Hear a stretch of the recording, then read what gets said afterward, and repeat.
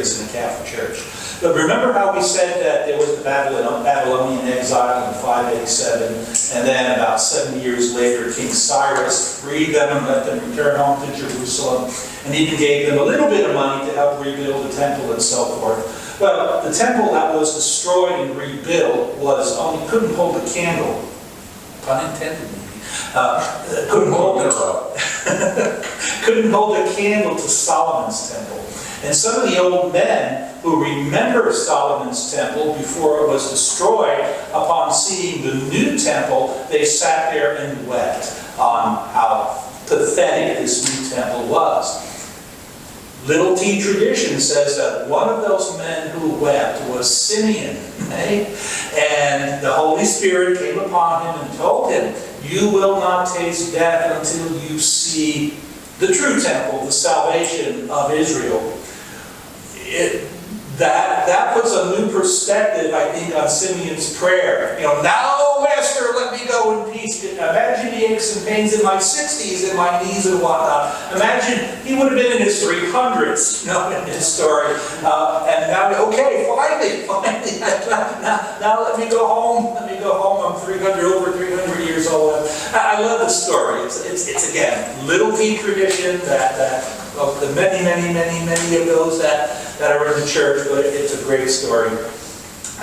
Before Andy gets started here, two short things and then one announcement.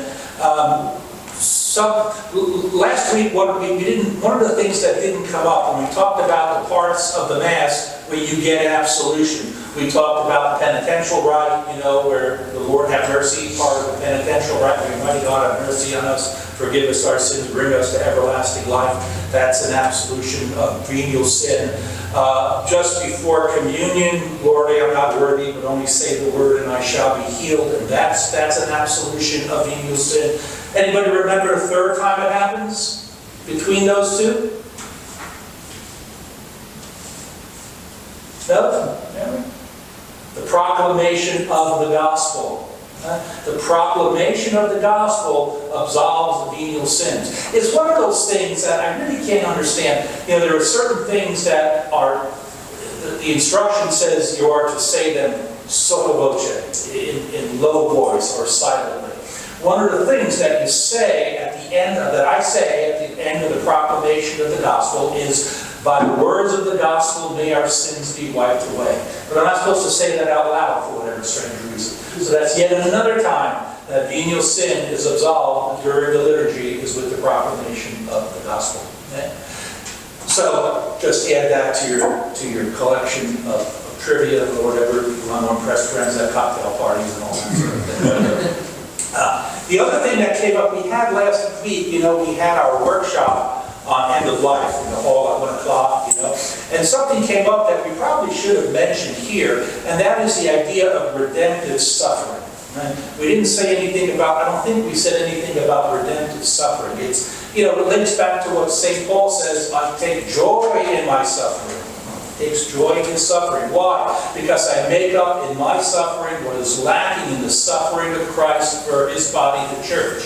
That gives us this scriptural basis for this idea of redemptive suffering. And to the best of my knowledge, it's again another uniquely Catholic thing, because from a Protestant perspective, if you're laying in a hospital bed dying of cancer, suffering and pain, poor you, too bad this is happening to you.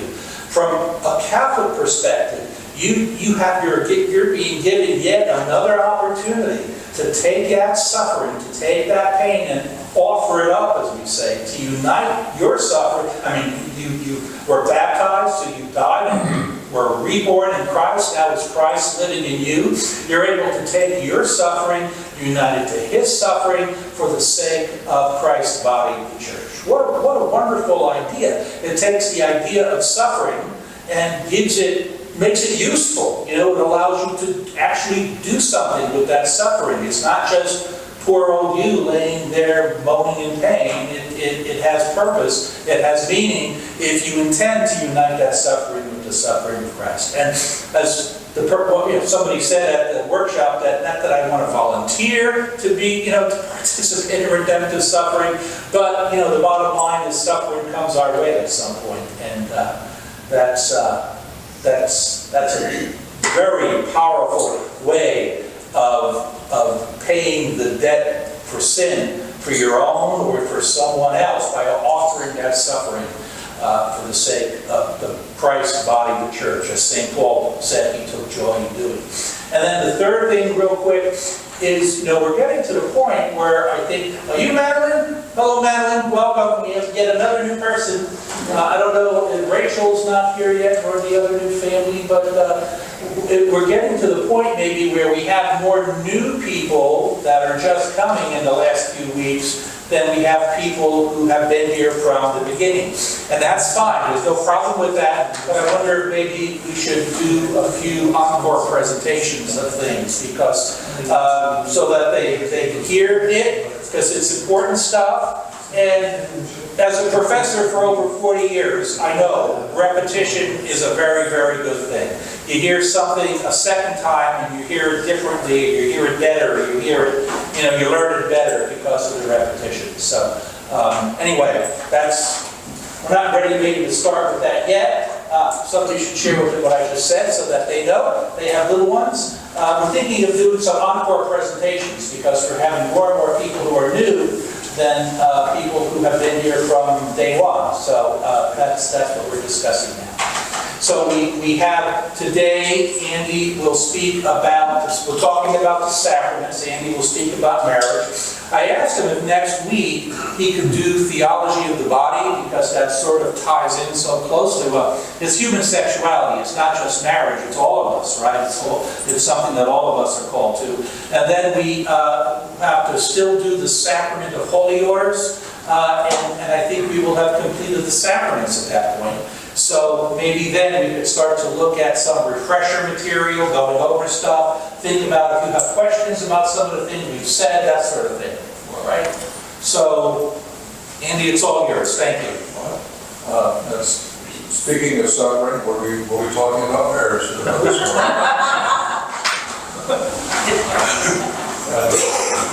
Let's begin with our Father. In the name of the Father, the Son, and the Holy Spirit.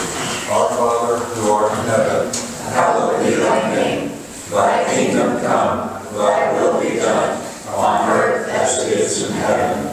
Give us this day our daily bread, and forgive us our trespasses, as we forgive those who trespass against us. And lead us not into temptation, but deliver us from evil. Amen.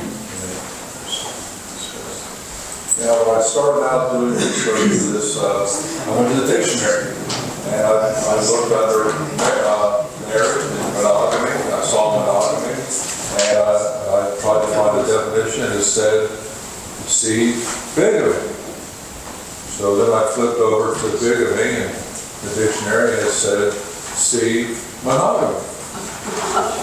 And then I thought, well, maybe I need a better dictionary, so I went to another dictionary, and I looked up the word monogamy. It said it's having one wife, two many. The same thing as bigamy. That's supposed to be a template humor, and apparently it called the lead balloon, I think. Lead balloon, which is my wife says that's pretty much all of your humor. I do. But we're going to be studying marriage today, and I've got a handout. And I put two in every pew, but we have a whole stack here if you don't have one yet. Is there significance that you put two in every pew?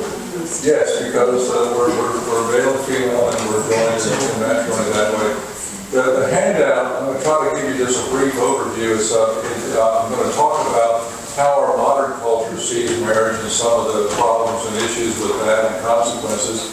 I'm going to talk about what love really means, because everyone understands that love is a precursor or necessary foundation of the marriage. But what is love? How does our popular culture see love? And how should we, as members of the church, see love? Because they're two different things. And then we're going to look at the canon law and the catechism as it deals with marriage, and try to understand as a sacrament both the form and the matter of marriage. And we're going to look at the properties and and the goods or the consequences, the good effects of having a marriage. And we're going to look at in some, just in passing, not going to really get too bogged down, but canon law answers a lot of questions that some of you may have, or some of you may know that others have about who can marry, how you can marry in the church, under what conditions can you marry, because the Catholic Church goes to great pains to make sure that the people who intend to marry are properly prepared, and that the marriage will be a valid marriage that meets all the requirements. And if you look at what has happened in our culture, you'll understand why this is a very important thing. And then after we look at that, I'm going to next move forward and share with you some more theological and more spiritual aspects of marriage as a sacrament, and where it really is designed by God to lead us ultimately. And we talk about the theology of the body. You'll hear me talk about St. John Paul II's emphasis in the theology of the body on the spousal meaning of the body. Each of us, whether we're married or not married, widowed or single, whatever, there is a spousal meaning to our bodies as properly intended by God. And this is something that we should understand, because it's what God created to orient us toward Him. And if we reject that, or we demean that, or we disfigure that, then we change that orientation away from God and to something else. And so, in part, this class today will kind of segue into the theology of the body. Having said that, let's begin. And I'm not going to go through a lot of detail on the first couple of pages, but I provided you with some things that I think are pretty representative about how does our modern culture see marriage and love. And those first two articles that I quote there, and I gave you a website, basically a lot of the writings and a lot of the sociology, and even some of the different denominations view marriage as a human institution, as something that anthropologists have studied, because it arises because of the way that people assemble, the way they congregate, and the way they want to protect the village and make sure that they provide for the upbringing of children and for the transmission of property. That it's more of a civil institution that man came up with as he evolved as a human being in an anthropological setting. And that in our modern time, marriage is really an outdated concept. It really has kind of run its course, and it's very restrictive. It's imprisoning. It's a stifling. It's just so many terrible things for the man and for the woman. And you'll see that a lot of people just don't think marriage has any purpose in the 21st century. And the people that say we really should be thinking in terms of serial monogamy. If you love the one you're with, and be faithful to the one you're with, but you're not going to be with that one too long. Isn't serial monogamy an oxymoron? Isn't that an oxymoron, serial monogamy? Yeah. But it is like it's an oxymoron, and it's practiced by moronic people, so it all fits. You have something to say? I just want to ask, is there anyone new here that is not giving me their contact information for the texting? Can you give Bob your phone number or Social Security address, then he can keep you up to date. No Social Security number? I don't know. Mother's maiden name? But this article is pretty representative. It really talks about the fact that very few people get married and stay married for life, and that usually, when the children have all left home, the pressures of providing for children, raising children are gone, and it's time to think about maybe, moving on to a new partner. I knew someone years ago that said he had a young chick, but when she got to 40, he was going to change her for 2 20s. And a friend of mine said, you better make sure you're wired for 220 at that point. But that's not untypical. People see that more and more in our culture. If love is the foundation for marriage, I thought one thing that might be both humorous and educational would be to look at love songs, because love songs tell us about how our culture sees things and how we popular top 40 songs that deal with this are sort of indicative and reflective of our feelings and our thoughts about marriage. And so I went to a website that has the top 100 love songs. You may disagree with some of the listings, but I put them down here on page 2. I Will Always Love You by Whitney Houston. Remember that song? Very beautiful song. That's one thing that's always, that can be deceptive and deceiving about songs and music, because they appeal to the feelings and to the emotions, and they can carry you along to someplace that's not true at all. Remember John Lennon's song Imagine? Well, the melody and it's really beautiful. It kind of carries you along, but if you actually read the words, they're horrible. They're heretical. They're blasphemous. And they played it at Jimmy Carter's funeral. Explain that to me. Right. It's playing in churches. I looked online after Deacon sent me a text about Jimmy Carter's funeral. I looked online and Googled it, and it is sung at funerals in churches very often. And you wonder, has anyone actually read the words of this thing? But who knows? If it's a Unitarian church, you can understand, right? But, on any other Orthodox church, you're going to wonder, I will always love you. Except that she tells us the one she's loving, she's leaving, and he'll never be a part of her life, and vice versa. Something in the way she moves by the Beatles. It's something, you never really tell us what the heck it is. Baby Love by the Supremes. And I said that, it's really good. It's got catchy. You can really dance to it. It's got a good beat. But I'll tell you what, when you've been married for a while and you or your spouse at 3 o'clock in the morning are throwing up and you got diarrhea and you can't get out of bed, and the other one has to get up and wash you off and clean you up and change your pajamas and change the sheets and be with you all night and take care of you.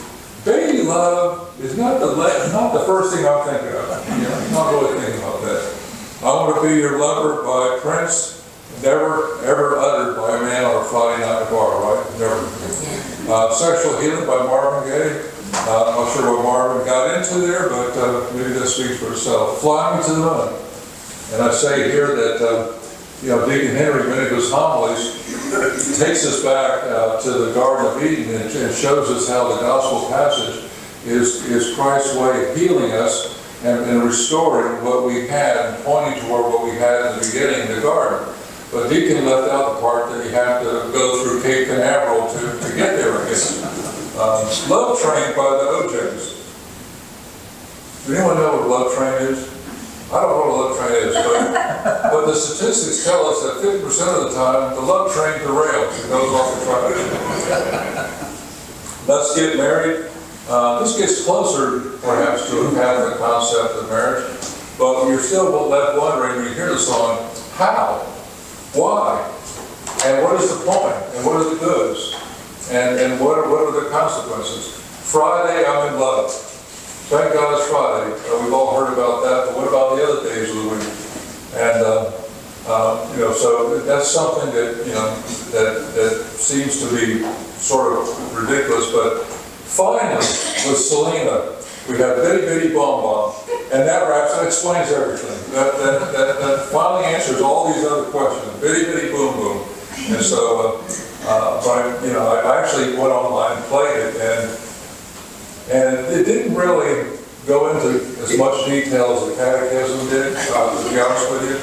But I thought maybe swingers should stick to posting, sob videos. Well, remember Iron Butterfly, Inagata the Vita, remember that song? Oh, That's in the Garden of Eden. I should work that into a homily, huh? Inagata the Vita, by Iron Butterfly. Well, that's good, because there was one Catholic church where the youth group wanted to play during communion, and they asked the priest if they could play Stairway to Heaven by Led Zeppelin. And the priest said, oh, okay, yeah. And again, Father, did you listen to these words? But, anyhow, kind of crazy. Andy, I know you're always reading books. How did you find the time to listen to pop music? Just a lot of hours a day, what can I say? But marriage is important, because the consequences of marriage not working out are really devastating for individuals and for society. According to the American Psychological Association, 40 to 50% of first marriages end in divorce. It's even higher, 60 to 70% for second and third marriages. And so that tells you if you can't make it with the first one, then you probably aren't going to be able to make it with the second one. And it's not easy. Being married is not easy. And my wife will tell you there are many, many times she wanted to put poison in my food. And I will tell you there are many, many times I wanted to eat it. But you don't do that. You stay married. It's tough. Because you have two human beings with their own wills, and assuming one of them's not brain dead, they're going to have differences. They're going to see things differently, and that's just the way it is. But you have to figure it out. Sadly, 34%, according to Pew Research, 34% of Catholic marriages, that's a little bit over one-third of all Catholic marriages end in divorce. And this is devastating, of course, for the couple, but it's devastating for the church. It's devastating for parishes. It's devastating for such mundane things as parish finances. Because when people divorce, and they inevitably want to remarry, because it's not good for the man to be alone. We learned that in the second chapter of Genesis, right? And the people want to get remarried. They want a companion. They want a helpmate. And God told the woman in the third chapter, your desire will be for your man. And I can't tell you how many women I've counseled in different cases who would rather have a rotten man than no man. And so it just becomes a problem. But once they divorce and they get remarried or have another relationship, then they're not eligible to receive the sacraments, the communion. So they leave the church. They go somewhere else. And that has horrible consequences for everyone, especially for the church itself. Because of all these problems, I remember when no-fault divorce first came around, everyone was saying that children are resilient. They roll with the punches, which is adults' way of rationalizing to get what we want, because we don't want the consequences. But every single study tells us, without a doubt, that divorce has a profound negative effect on children. Yeah, it increases the likelihood of delinquency, adult crime, illiteracy, truancy, substance abuse, premarital sex, illegitimacy, abortions, and divorce. It affects your employment. It affects everything. A child only gets one childhood. And during that childhood development, we know from studies that the architecture and the brain of a child changes. It develops and it changes both in terms of what it's learning, in terms of its architecture and its structure. And in trauma and emotion, adverse trauma and emotion, impair that. It really harms that. It damages it irretrievably. Once the child reaches 24, there's an architecture that tells it's pretty well locked in. Now there's still some plasticity that can be developed later on, but why count on that? Why count on that? Andy, let me ask ask you the question I asked you a few weeks ago. The young men that you've sent to jail in your career, how many of them did not have a father figure in their life? 95%. 95%. They had no biological natural father who was the head of the house, the one to whom they would fulfill their fourth commandment obligations of honoring their father and mother. They had either a single mother doing her best, or they had a stepdaddy who was there for his pleasure, or a lot of stepdaddies that would come and go. And and when you have daughters, the percentage of daughters getting molested by stepfathers or some sort of boyfriend in the picture is really off the charts. It's horrible. The ideal is that we find a way to co-parent that works out for the best interest of the child. That is an aspirational provision in Florida statutes that I rarely ever saw as a judge, and I almost never saw as a lawyer. It just doesn't happen. We as grown-ups who want to rationalize can talk about that all we want, but it just doesn't happen in the real world. It doesn't happen.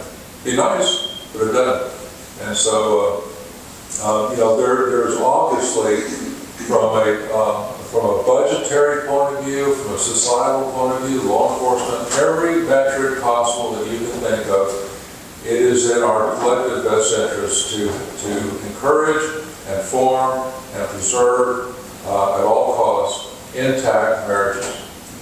It really is. And from a selfish point of view, society should want to make sure we have intact marriages that are preserved.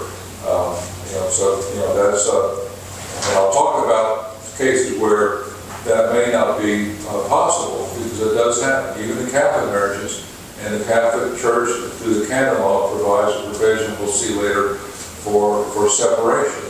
But the thing that you need to know is that a marriage is a unitive or unitary matter, and it's indissoluble.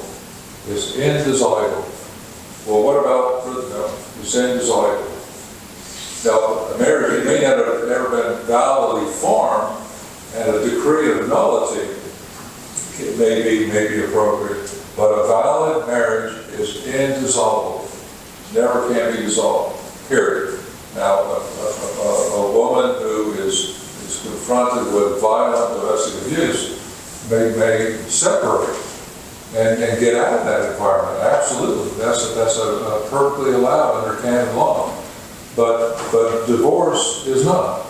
Divorce is not. And you may say that's harsh. But Jesus would say, well, it's only because of the hardness of your heart. That's the only reason. So we'll talk about that later. One of my favorite theologians and professor of apologetics is Peter Creed. He's written a lot of good books, and if you have not read him before, I would recommend Googling him and buying some of his books, because he is very readable, he's very analytical, and he's very logical. It's almost like he writes like a syllogism. Everything he writes is very well organized and logical. And he talked about what love is, if we think love is a precursor to marriage. And God's Word tells us that love is the greatest thing there is. 1 Corinthians chapter 13. We hear it at almost every wedding service, right? And that is true. Love is the greatest thing. And faith will fade away at some point. Hope will fade away, because we will not need faith in heaven, because it's right there. We see it.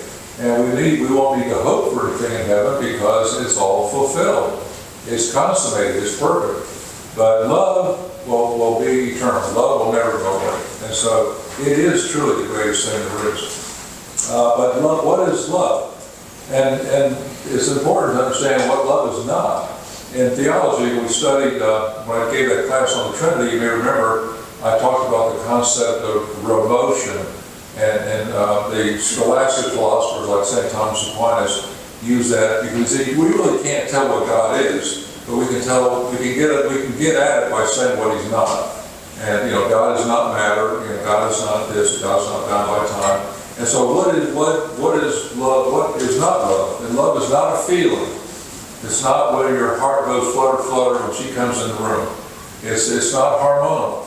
It's not those things. It has nothing to do with the emotions per se. It has nothing to do with your image. It has nothing to do with how well that person dresses or whether they're a snappy dancer or anything like that. It has to do with something more fundamental, he tells us. And love is an act of the will. It is an act of the will whereby we seek the absolute good of another person by making a complete and total gift of ourselves. It is an act in which we say, when we marry, I am yours and you are mine. How many people have ever heard that marriage is a 50-50 proposition? How many of you have ever heard that? Yeah, it's got to be 50-50. Well, I will tell you that's absolutely wrong. Marriage is a 100% proposition. You have to give 100%. Both the man and the woman have to give 100%. If they don't, it won't work.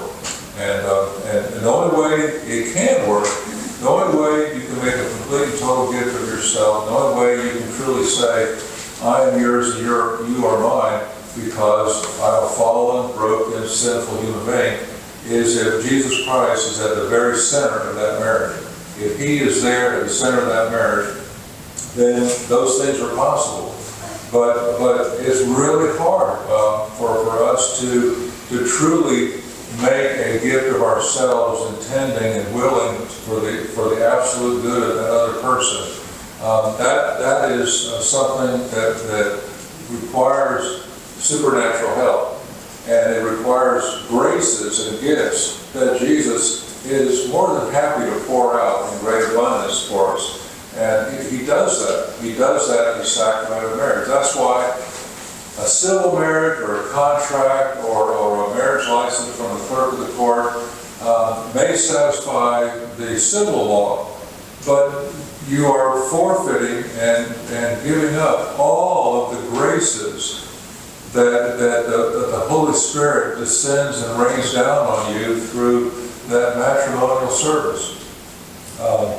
One of the things I really loved when Deacon Henry shared this one time is that when he and Carol got married, they stood at the altar, he was holding a crucifix. He was holding a crucifix. And praying for the graces of God to be bestowed on their marriage. And when you say, well, what does it take to be a good husband? Deacon Henry said, that's what a good husband looks like. That's what a good bridegroom looks like. That's the real perfect bridegroom.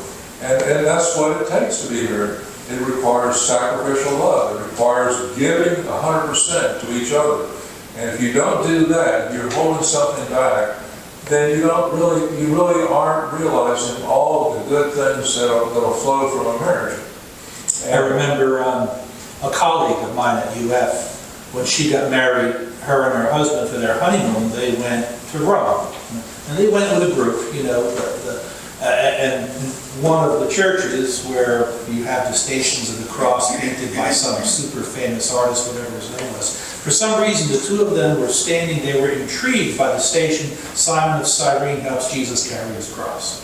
And a priest, an old priest that was with them on that pilgrimage, came up to them, knowing that they were newly married, and said to them, always remember this image, because this is marriage. You're helping each other carry the cross. That's right. You're leading your spouse to heaven. That's exactly what marriage is.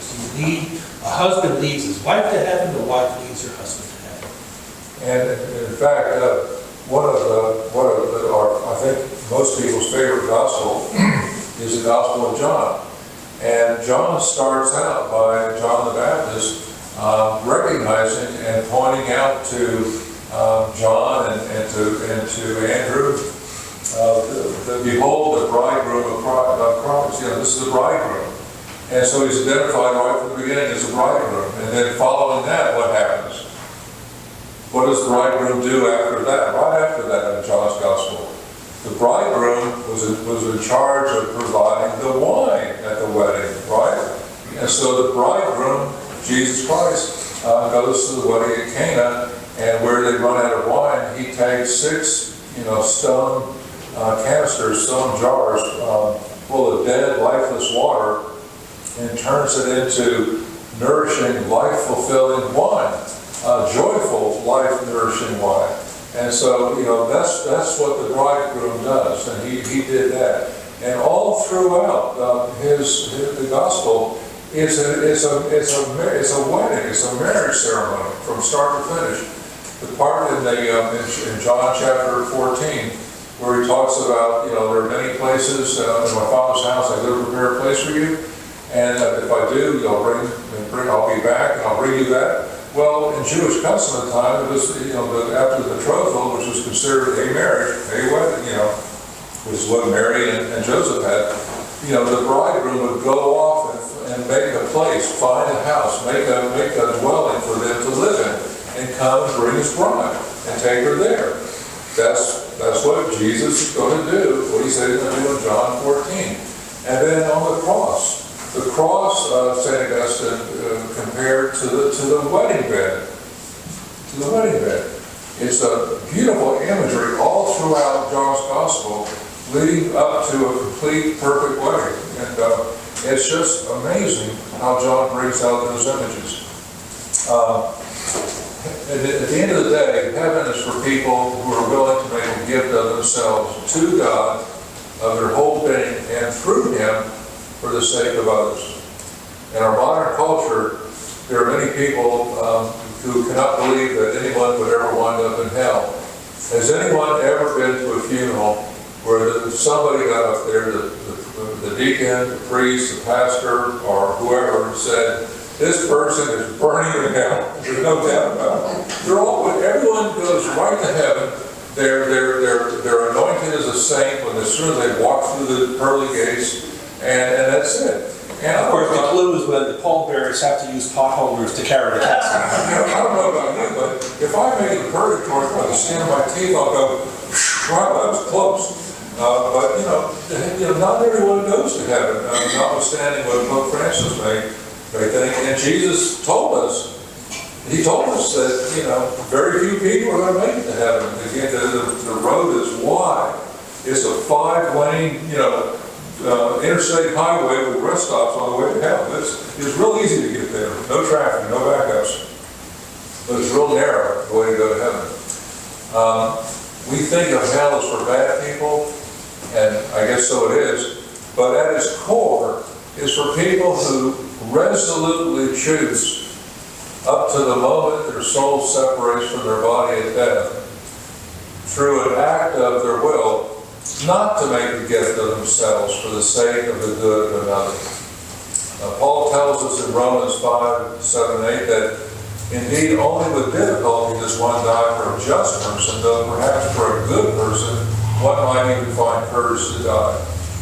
But God, through Jesus Christ, the second person, He proves His love for us in that He gave His whole self for us on the cross while we were sinners, not good people, not wonderful people for whom we could muster up the courage to die for.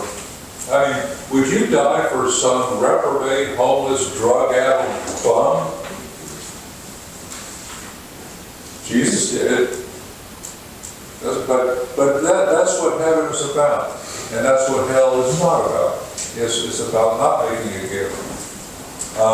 There's a nursery rhyme that actually has a little bit of good theology in it. Remember this, part of my lack of seeing talents, but Rose and Andy sitting in a tree, Kissing.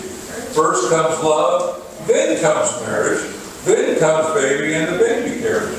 Well, now our society has, we have the baby carriage, maybe love, rarely marriage.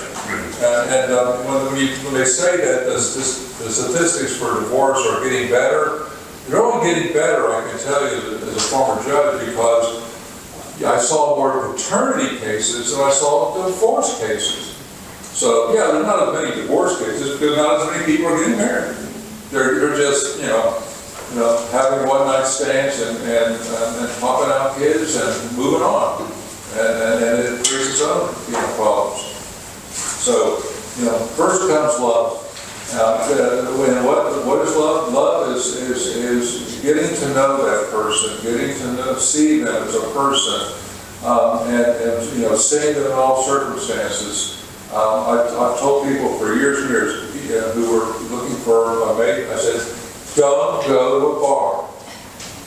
Go to a Sunday school class, go to your church, go to a Sunday school class, and a young adults class, and participate and watch. If there's a gal there you really like or a guy that really suits your fancy, watch them, listen to them, see what they say, see how they answer questions, see how they express their faith, see how they act, and then date them within that atmosphere, and date does not mean hooking up.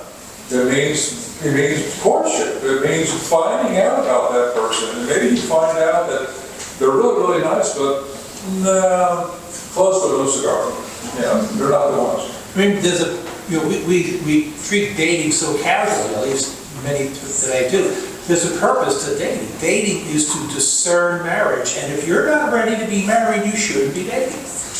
Courtship is deciding that this is the person that you are going to make an indissoluble bond with, and that you are prepared to give 100% to this person. You're willing, and you're able, and you're willing, and you're enthusiastic about willing everything for the good of that person.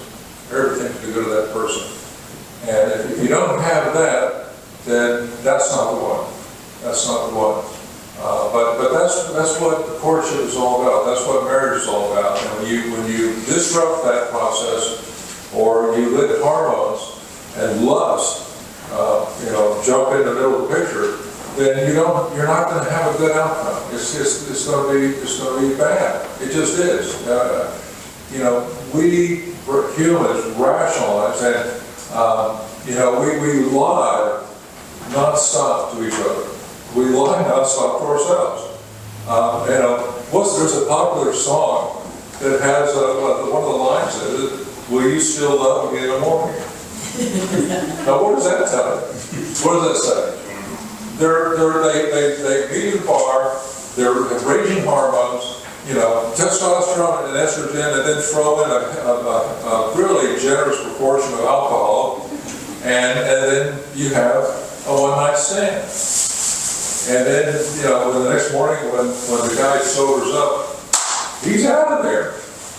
Okay? I mean, that's the horrible reality. Well, the woman physiologically starts to change. It starts to generate the nesting hormones in herself. It's time to her body telling her it's time to settle down.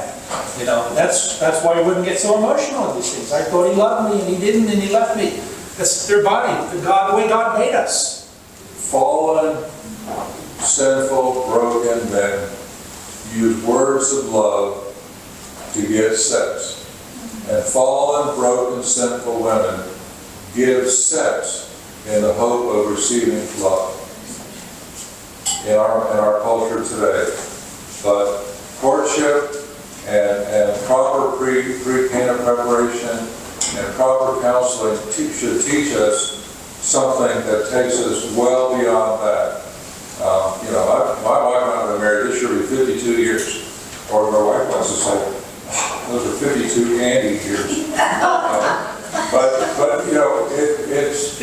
We could, as much as sometimes I think she wants to strangle me, she would never leave me. I am hers and she is mine.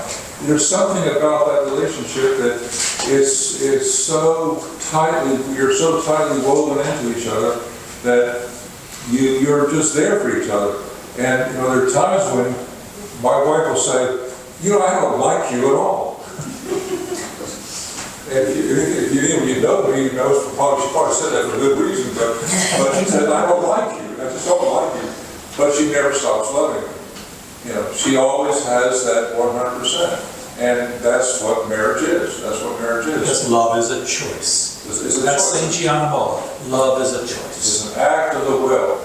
It's not emotion, it's not a feeling, it's not, oh, I'm really aroused when I see you in that outfit or whatever. No, it's none of those things. Those things are really ridiculous. And the woman you married who is smoking hot when she's in her early 20s, or the guy that's a real hunk, when they get to be 75 and they look like this, or they look like my wife who is always gorgeous and beautiful to me. But, you don't look so hot. We don't look smoking. We don't look like hunks. The manly chest has become a sunken set of drawers. That's what happens. But when those outward physical things change, the inward spiritual things deepen and get stronger and stronger if you know you're going into a marriage with the right ideas. So let's look at canon law now for a moment. We're on the bottom of page 6 if you're trying to follow along, I think, which you probably feel like you're probably trying to follow me like the mother and father tried to follow the child. And you remember the family circus, the little kid that goes all around the place? Who knows? Well, hopefully I'm not doing that too bad. Is marriage a sacrament? Is marriage a sacrament? And canon law says absolutely yes. It's a covenant that is established as a bond between a man and a woman for the purpose of procreation and the goods of the marriage. It was raised by Christ to the dignity of a sacrament between the baptized at the wedding at Cana. And so we'll see later that Christ raised that sacrament, that marriage ceremony to the level of a sacrament, but even that points to something beyond that in heaven. The form of the sacrament is the public consent of the couple to be married. The sacrament is celebrated in a liturgical ceremony in front of a priest and witnesses. The parties to a marriage are the baptized man and woman, who are free to contract marriage, who freely express their consent. And to be free means not being under constraint, not impeded by any natural or ecclesiastical laws. The exchange of consent is indispensable. That's the element that makes a marriage. If consent is lacking, there is no marriage. And for consent to be consent, it has to be not only voluntary, but it has to be informed consent. And so when people say, why do you go through 9 months of pre-Cana, preparation to get married? Well, it's to make sure you're informed. You're informed. If you think about it this way, suppose you open up a catalog and you saw a drop-dead gorgeous woman, and you say, I'm picking this one. That's my mail-order bride.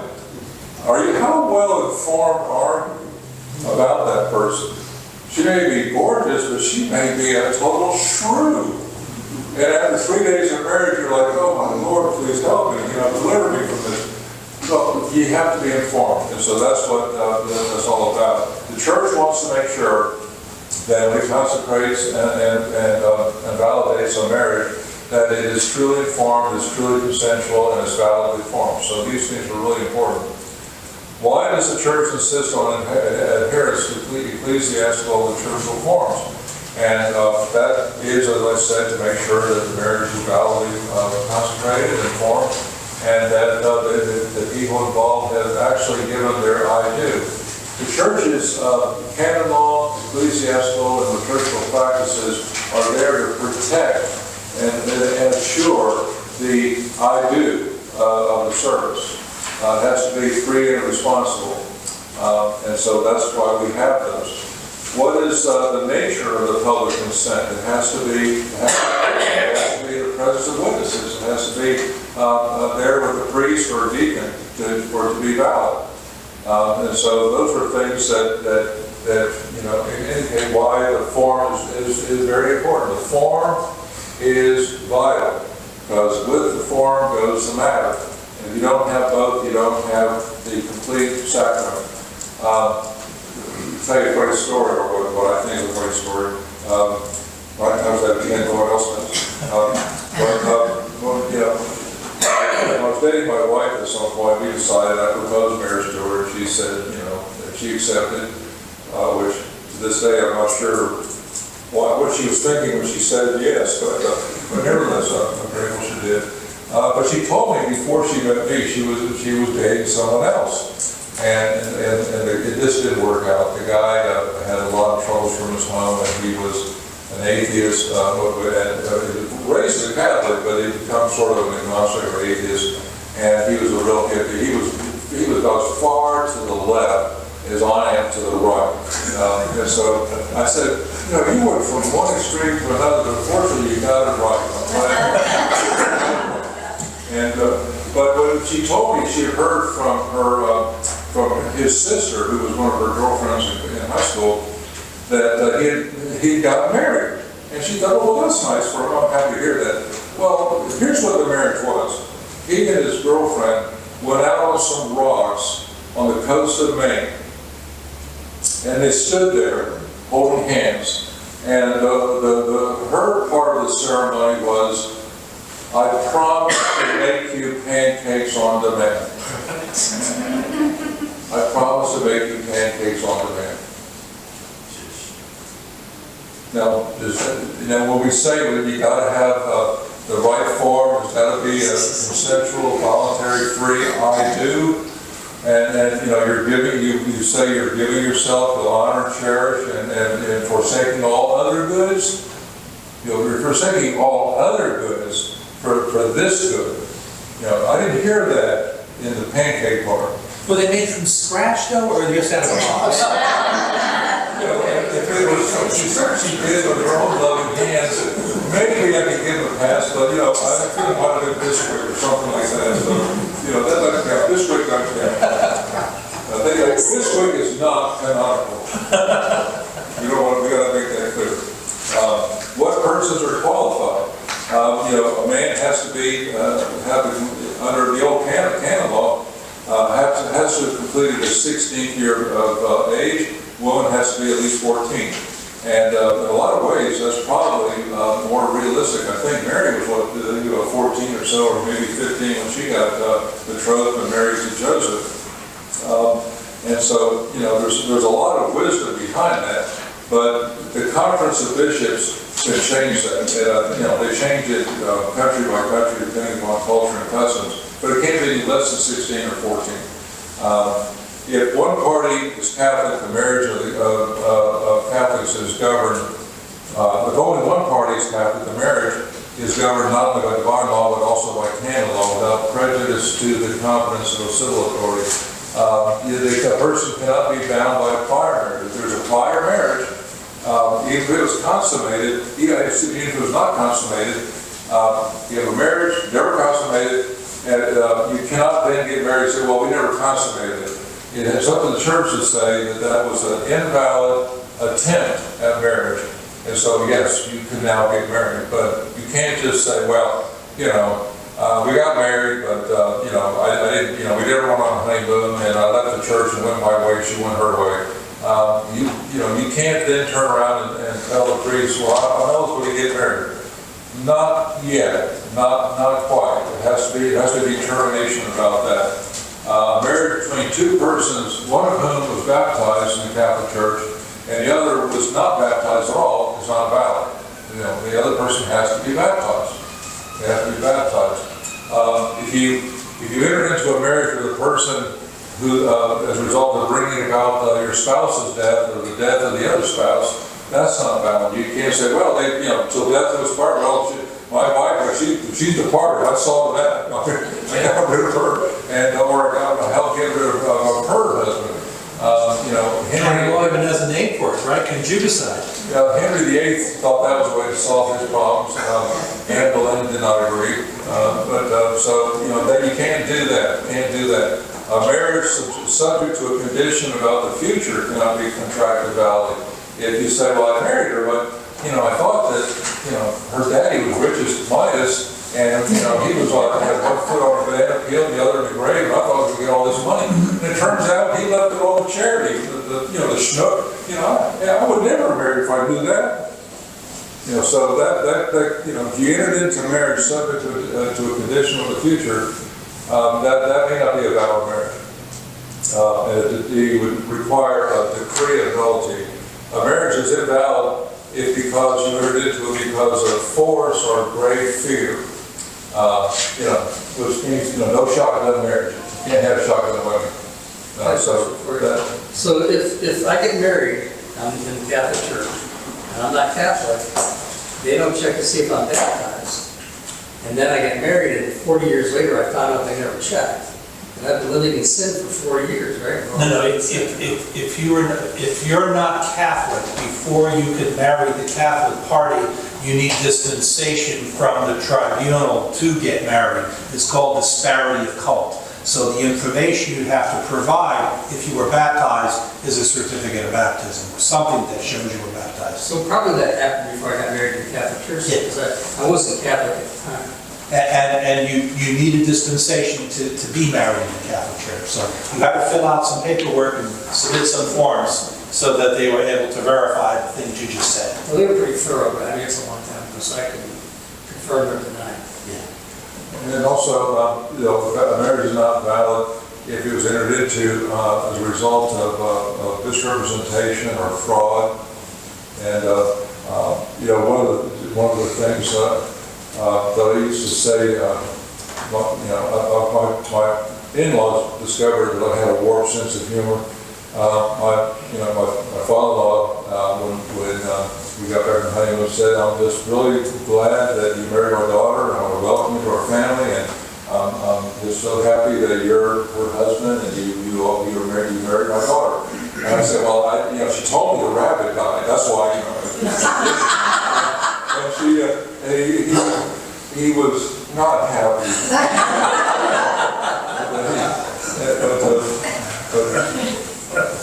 But he learned how I work. You got used to your sense of humor. Yeah.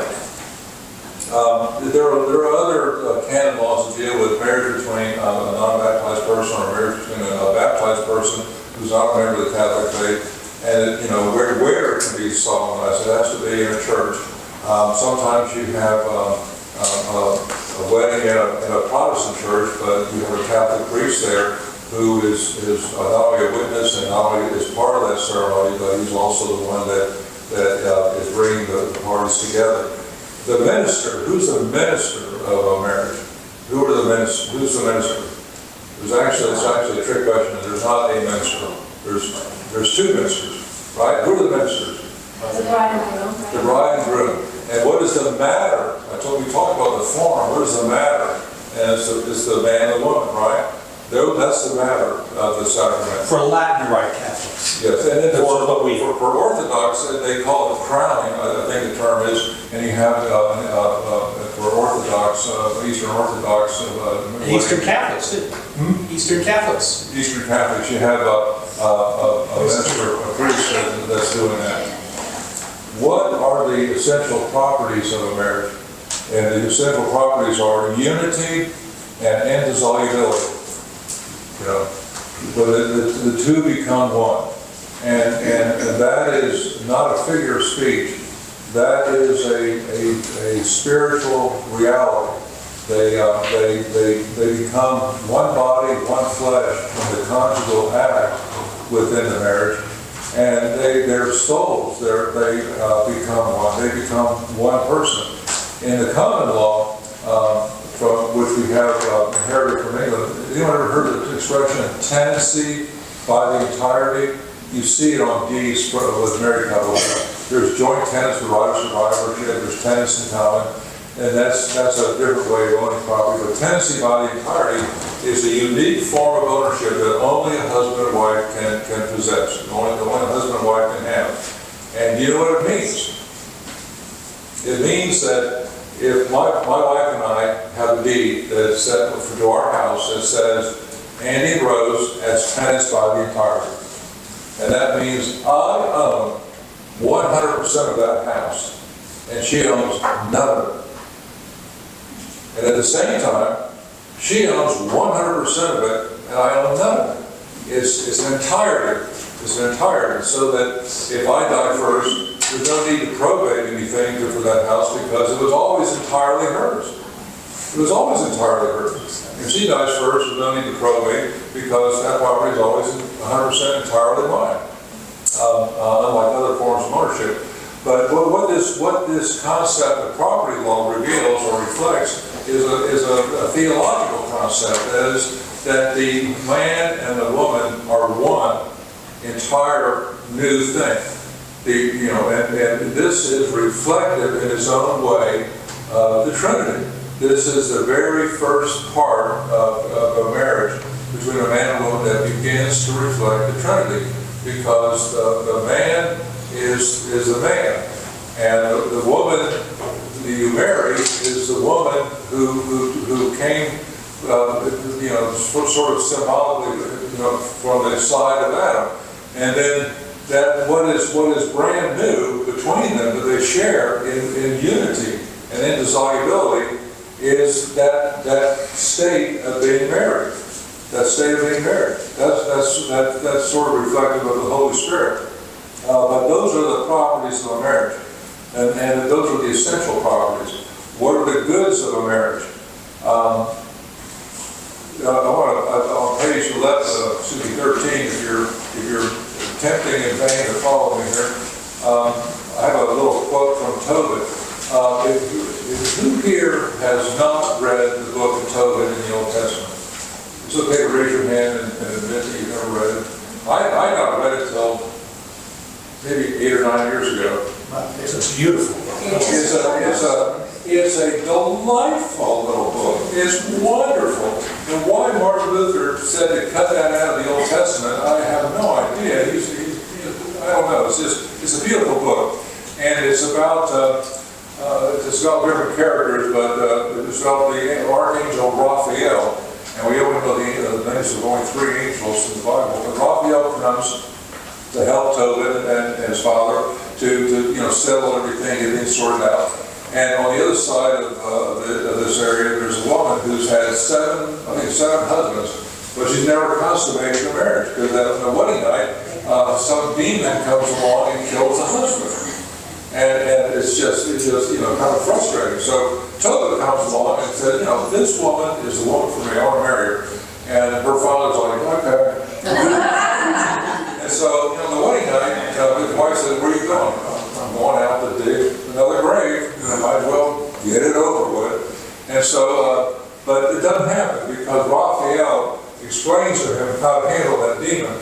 And I won't give away the story, but in chapter 8 of Tobit, there's a beautiful prayer after the demon is disposed of.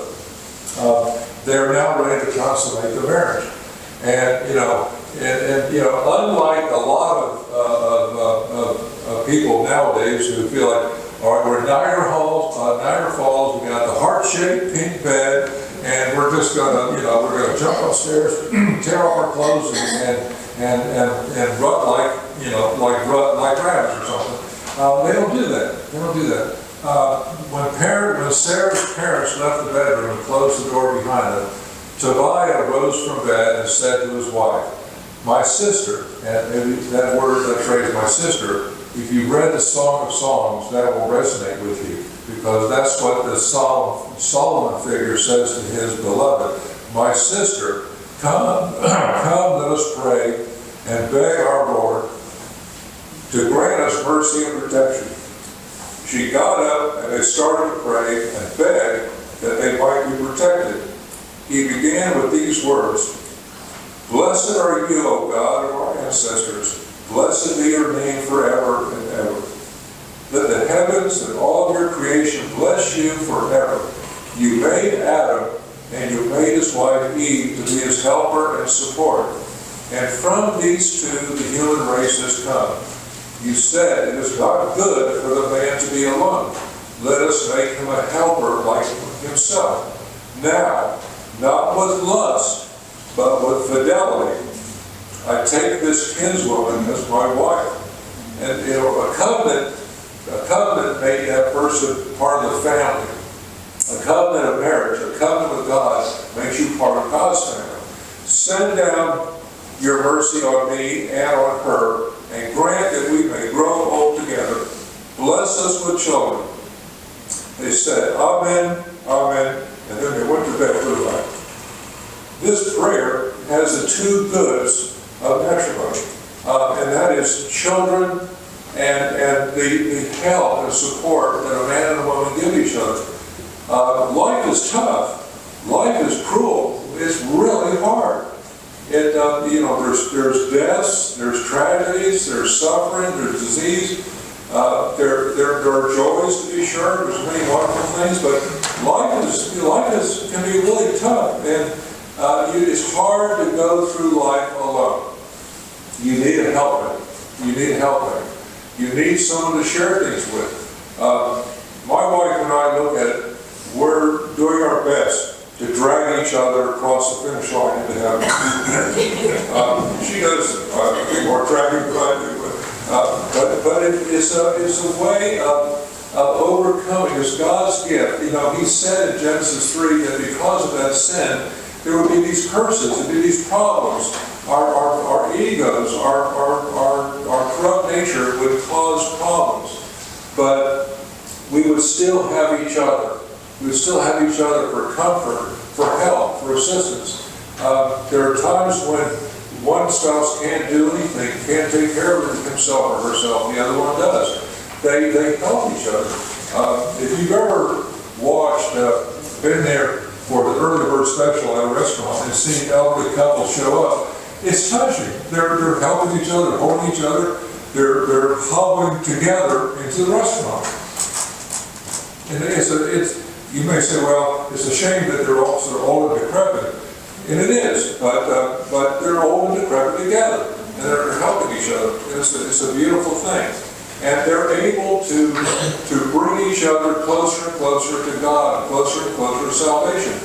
I can't tell you how many times my wife has been my very, very prickly conscience who has told me, you ought to be ashamed of yourself, or is that something or you want to be proud of? Is that something, or her favorite is that something you want me to tell your mother? Now, my mother's 99, still lives her own home by herself, so that's still not an idle threat. So I have to be careful, and I do the same thing with her. I'll say, Rosie, that's not right. You don't want to do that. And why do you want to do that? Don't say that. That doesn't need to be said. But couples do that for each other. They do that for each other. Left to my own devices, I'm going to be a confirmed bachelor. I'm going to be self-centered. I'm going to be selfish, and I'm going to tell myself in every day, in every way, I am simply getting better and better. Which is a complete lie. And with if a woman doesn't marry and she becomes a spinster or a crappy old spinster woman, they become judgmental. They become hardened. But together, you redo and reform and remold the souls of each other and prepare each other for heaven. That is really the part. It's not having a big house and a big car and condo and a lot of clothes and the country club invites and be a power couple. It's not about we're dinks. You know what a dink is, don't you? A dink? No. Double income, no kids. Double income, no kids. And I knew people like that. And when my wife and I were raising our two, all you do is you go through agony and wear and tear. I understood it real quickly what lions sometimes either, And you spend all this money and you have nothing to show for it. You're always broke, and the payday comes along, and by the grace of God, you make the car payment or whatever. But you see these other people he went to school with, and they're having the toddler. We traveled here, we went there, we went to Monaco, we saw this, we saw that, and our bucket list, we're going to visit all 7 continents. We only have one more to go. And I look at my pocketbook, which has got one George Washington, and it's awfully lonely, But there's goods of marriage. There's goods, and the children that come from a marriage, if God truly blesses you with that, and those things, and helping each other, being there for each other through thick and thin, for better and for worse. those are things that, as you're going through them initially, you think, this is insufferable. I can't take this. But as you go through them, and the only way you can go through them, as Deacon was pointing out, that whatever suffering you go through in marriage, and there is suffering in marriage, my wife will vouch for that.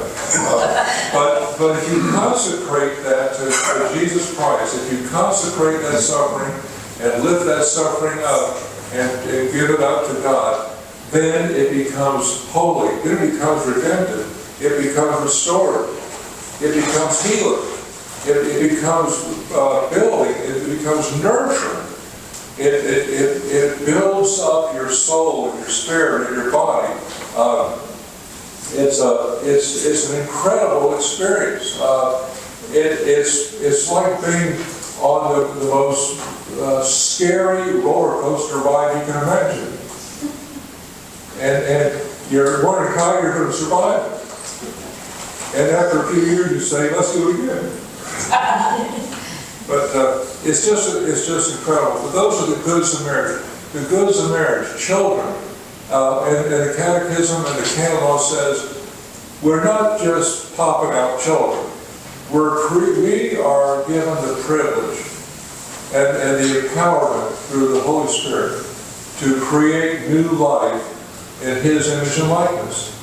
And we do that, and we have the duty to raise it as good life, as holy life, that knows the Lord, that worships the Lord. Those are the duties and goods of marriage. And the goods of marriage are also to help one another attain holiness in their married life. Because holiness in your married life is preparation for sainthood, for eternity with other saints and with God. And so that's important. Can you get there without being married? Yes. There are people who are married to the church. There are people who fulfill the spousal meaning of their body through a lifelong vow of chastity. But we're talking about matrimony today. We're not talking about holy orders and other things.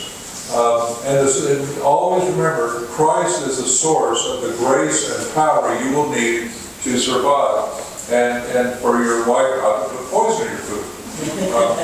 Christ is the one. On the bottom of page 14, I have a quote that I really like from Tertullian. He lived about 155 to 220, and to the best of our knowledge, he was a priest and a lawyer, which you may say that's kind of an oxymoron, but he's a priest and a lawyer.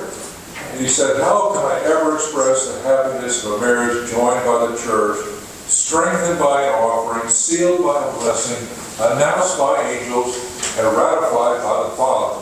How wonderful the bond between two believers, now one in hope, one in desire, one in discipline, one in the same service.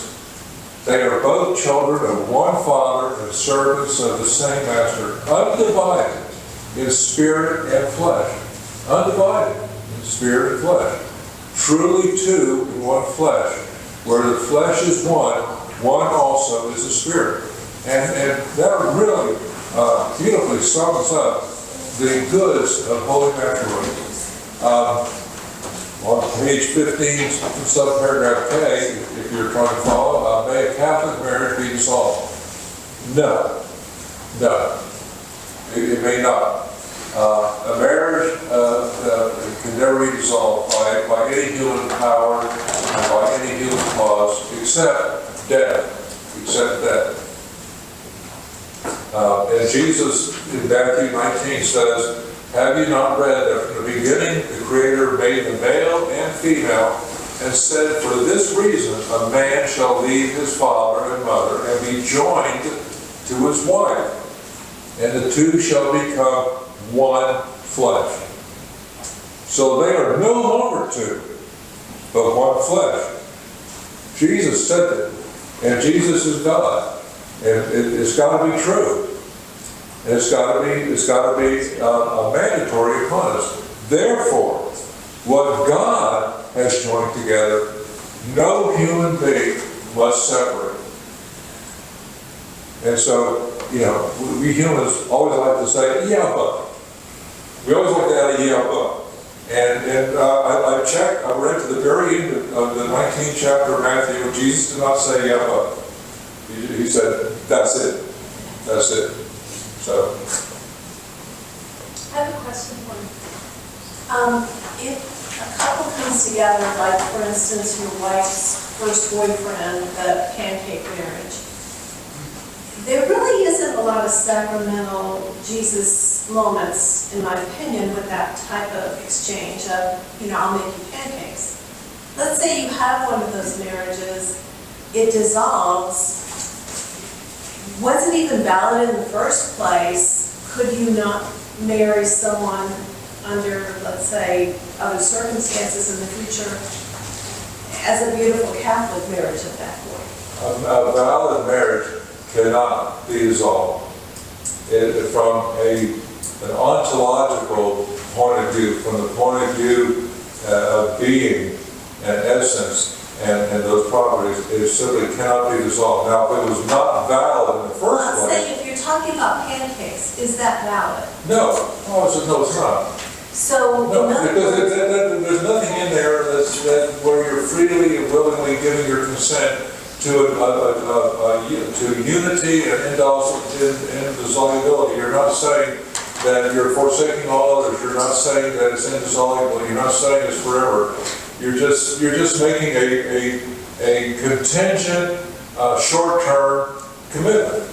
So, I will make pancakes for you on demand. Well, if he never makes any demands, then there's never any pancakes. Or if he says, you made pancakes yesterday, and here's the deal. You're a rotten pancake maker. I'm never going to ask you to make pancakes again. So, is that it? Is that it? well, my question is... That's why we have liturgical form. It's two-part, though. This couple now, they've exchanged their, I'm going to make pancakes vows, whatever you want to call them. They've lived together, they've produced 2 kids. Yeah. Now they've decided they no longer want to be married, for whatever reason. How does the church look at that couple? If they wanted, or say each individual, if they wanted to get married in a church setting, a Catholic church Can I chime in setting. here, Andy? Can I chime in? Yeah, I'll let Deacon, he's the expert on this. Canonically, what the church would say, always says, is that marriage enjoys the favor of the law. That means if 2 people say they're married, and the marriage is assumed to be valid until it's proven otherwise. So, are they married? Yes. Is it a valid marriage? We have to prove that it was invalid, and the things you're pointing out would be how we would prove it was invalid. The consent was defective. They never made consent as the church understands consent, so the marriage never existed in the first place. And so the marriage would be annulled. And yes, non-Catholic people need annulments if they want to marry in the church. The marriage would be annulled, it never happened, and now they can move forward. Does that help? Yes, thank you. There's other conditions for how a marriage can be resolved. That really, just want to give you a hand up? Yeah, just along that thread, like what you were saying, like, so Wes and I, when we get, confirmed and all that other stuff, we were married in like a Protestant church. So how does that do you have to get special papers to then have If you were sacrament? Protestant at the time, no. Oh, okay, well, I don't know how that Catholic, works. you Is have it to like a follow- non-Catholic marriage or? No, if Catholics need to follow what we call Catholic form, even if one of the parties in the marriage is Catholic, they must be married in the Catholic Church. Otherwise the marriage is not valid. 2 Protestants, they're not bound by Catholic form. They can do whatever they need, whatever their church says they need to do. And usually for Protestants, it's not much. You can go to the beach and get married. But once we become Catholic, it just transfers over? Well, the marriage, if you become Catholic, the marriage becomes sacramental. Well, if you're baptized, again, Okay. these conditions, were you baptized at the time? To baptized Christians, the marriage is sacramental. whether you understand it that way or not. Baptists would not understand, they don't consider marriage a sacrament, right? It's baptism and the Lord's Supper are their two sacraments, that's it. Marriage is not a sacrament. We understand the marriage between two baptized Protestants to be sacramental, even though they don't understand it as such. If one of the people was not baptized, the marriage is valid but not sacramental. When the non-baptized party gets baptized, the marriage becomes sacramental and the grace of the sacrament kicks in at that point. Are there any other special ritual or ceremony they would do at that point? Yeah, there's what we call the convalidation of the marriage. If one of the parties was Catholic, but you were never married in the Catholic Church, to make that marriage valid, the word convalidation, right? With validity now, you get married. And it's just like a wedding. You go to a convalidation, you really can't tell the difference between a convalidation and a wedding. I'll give you an example of that. My wife and I, we got married, obviously, and so I wanted to be married at St. James Catholic Church, and she was, good with that too. And the problem is, my wife, when we were married, was a very, very strong-willed person, and of course, the years have only made that worse. but she, the priest said during our pre-candidacy seminar, he said, will you make sure that you won't interfere with his practice of the faith, and you make sure that the children be raised Catholic, and you won't interfere with that. And this priest was an old Irish chaplain from World War II, was very, very conservative, and he was hardcore. And but I loved him. I thought he was great. And my wife and he did not get along at all from the very beginning. and she basically said, well, I'm not going to interfere with his practice of his faith, but I can't say I'll guarantee the kids will be raised Catholic. I don't know what they're going to do. They may become hard Christians for all I know. I don't know. If they do, I have no problem with them being Catholic, but I can't tell you I'm going to commit to that. And basically the priest told me, well, I think, Decker, you're kind of out of luck here. And I thought, well, that's just not, that's not what I want to hear.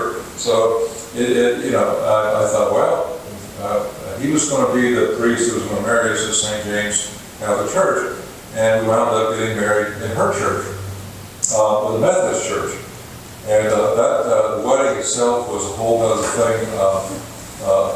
I'll take a little bit of a digression. My father was my best man, and I was 22 at the time, and so we were at the back of the sacristy or whatever area behind the altar with the Methodist minister, and my father, took that as an occasion to tell me that I was an absolute idiot, and I was too young to get married, and this was the stupidest thing I've ever done, and the biggest mistake I've ever made.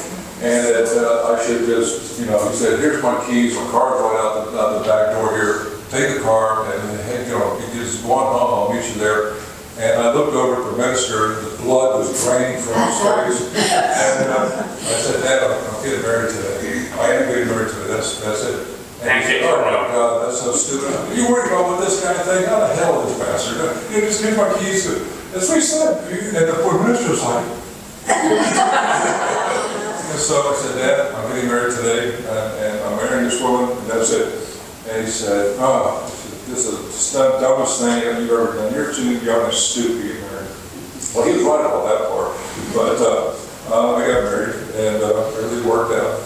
6 months later, when he came to our house with my mom and dad for dinner, after dinner was over, on the way out, he pulled me aside and said, that was the smartest thing you ever did. Was marry this woman. Go screw up.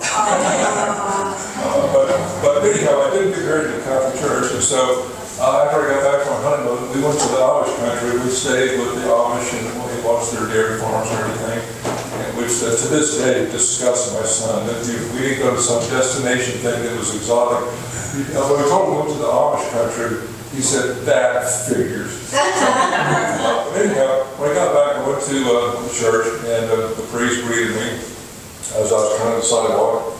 And this is Sunday Mass in front of everyone coming in, and he said, hey, good morning. Good morning, Father. Well, how's your love life working out? And I said, well, pretty good. I got married. Oh? What Catholic church did you get married in?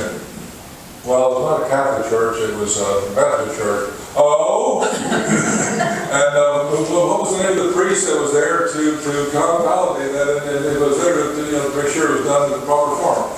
Well, there was no priest, it was just a Methodist minister. And with that, he said, so everyone coming in could hear, that's it, you're excommunicated, you have to leave, and you know, right now. And I thought, okay. So I went back home, and I didn't say anything, but he said, that was a short mass today, you're back already, I thought Sunday mass was usually longer. And she said, what's wrong? I told her what happened.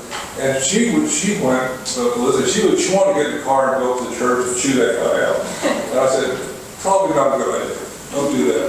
And so about a week later, I ran into a Baptist minister, and I told him what happened, and he said, I got a good friend who's, he's one of the orders, he's a father of Paschal Balkan, and he usually is up in a monastery doing his thing, but he comes down to the Association of the Real World with Stevens, and he was at St. Bart's Catholic Church. He said, you have to go talk to him. So I get in and told him what happened. And he just said, okay, just leave, get out of here, I'll look into it. He told me later, he thought I must be making that story up, and he said, that guy actually told you you're excommunicated. And I said, yeah, that's what he told me. And he said, well, so he basically went to the bishop in Richmond and got everything straightened out. And then a month later, we got married in St. Lawrence, my wife and I. And again, my in-laws found out that I have a warped sense of humor with my mother-in-law, who paid for a wedding reception and all that sort of stuff. When we were over dinner, she said she heard about we were getting remarried. She said, "You do regard yourself as married, don't you?" And I said, "Well, my dad has hired a really good canon lawyer. I think I can get out of this." She's like that. She really gave me the dignity for this. But then my wife said, "He's kidding, Mom. He's kidding." So, Yeah, but so just to make sure, a Catholic can marry a non-Catholic, but a Catholic must. People have been through 12 years at Catholic elementary, high school, 4 years at Catholic college, and they don't know. If you're Catholic, you must be married in the Catholic Church. That's right. You have to do that. You can marry a non-Catholic, but you need what we said before. You need dispensation for what they call disparity of call. There has to be Catholic clergy present at the wedding, a priest or a deacon present at the wedding to witness the vows. And the non-Catholic party must sign, as he said, a statement agreeing that he will in no way interfere with the Catholic party's faith by convince you got to stop this Catholic stuff and join me in a Baptist church. He signs that he will not do that, and he signs to this day that you will raise the children in the practice of the Catholic faith. If you do those things, if you agree to those things, you could get married outside the church. And my wife finally agreed to that, and we got married, and she said, your Catholic faith means that much to you, I'm going to do this. And the kids will be raised in Catholic faith, and we'll see what time has to offer for all that. But so she did do that, and this Father Paschal Balkan was a lot different. He was more gentle. He and my wife got along great. They would have a great time. We had one for dinner. Really a great man. But he had a softer touch. The Irish chaplain was hardcore, and I think he just rubbed her further the wrong way and got her kind of upset. But anyhow, there's a right touch and a wrong touch. Can I ask a question? I have two questions, actually. So the first one is, what are the thoughts on the behavior of that priest, humiliating you and excommunicating you, because you took it upon yourself then to not be separated from the church, and you went and sought counsel with, other religious, connections, and then that's how you even met the other person who kind of, I guess, mended things. But what are the thoughts on that behavior? Because I do think there's a little bit of a reputation of it's hard and fast and like if you're not Catholic, you might not be, or not really might not, but you aren't gonna be welcome to that type of thing? So do you think that, like, how is that? I have no problem with him. I loved the man dearly, loved him until he died. He was a great priest. He's the one that gave me one-on-one instruction. I would go to Mass every morning at 6:30. Did not receive, of course, but then we'd go back to the rectory and have breakfast, and we would talk for about an hour or so, hour and a half, and he went through the catechism. That summer I read the Summa, so I had that under my belt, and he baptized me when I was 19 This years is all old. before. And so I respected him. He was tough, and he had his standards, and this is what he was going to do, and he was in charge of that parish. And, he wasn't going to let the, inmates from the asylum, and he was in charge of that parish. And I had no problem with it. I thought he was a great man, great man. Now, my wife, to this day, thinks he really had no bedside manner at all as a priest. But I loved the man. I thought he was great. The priest was wrong, what he said was wrong in that he was not excommunicated. I think he blurted that out, out of anger or emotion at the moment. I think if he had had a few more seconds, he would have said that. And after he said it, I'm sure he regretted saying it. But I don't think he said it thinking that, yes, you were now excommunicated. He said that because he was mad at me. He was angry. What he should have said, which would have been the case, but you find this in every profession, including priests, where they think they know more than they do. This happens. If you have a question about canon law, ask the canon lawyer. Don't ask the average priest, because you're going to get what he thinks he knows. You got to be careful with this kind of thing.